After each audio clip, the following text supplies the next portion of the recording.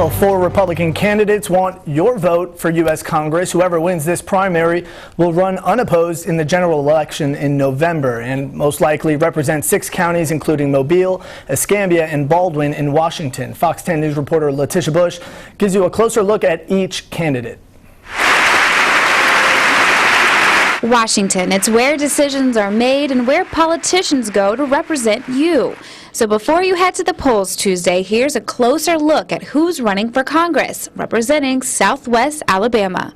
I think it is a powerful statement to the rest of the world. Incumbent Representative Joe Bonner has served District 1 since 2002. He considers himself a family man and is a native of South Alabama. The Joe Bonner that grew up in South Alabama, that's had the privilege of working for the people of South Alabama for these years, is the same Joe Bonner that they'll have a chance to hopefully consider voting for. If he remains in office, Bonner has 2 top priorities: crack down on government spending and, on a local level, redouble his efforts to boost the economy. To make sure as the national economy continues to recover, that the economy of South Alabama has a strong, sustained recovery. But it's not enough for a candidate to stand before you. Born and raised in Mobile and Baldwin counties, Peter Ganera's family roots in the area date back 100 years. He lives in Orange Beach now with his wife and 2 young sons.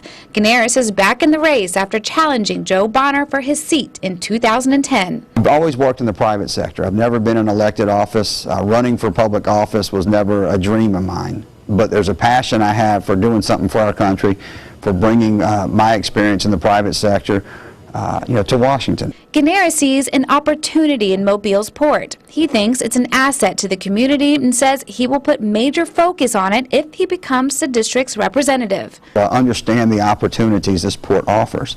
By simply passing legislation to once again require the use of standby vessels on offshore drilling rigs, we can instantly create thousands of jobs in this area. The top priority is to stop all of this bailing out of companies. Dean Young remembers the days when he was stocking groceries before he headed to school in the morning.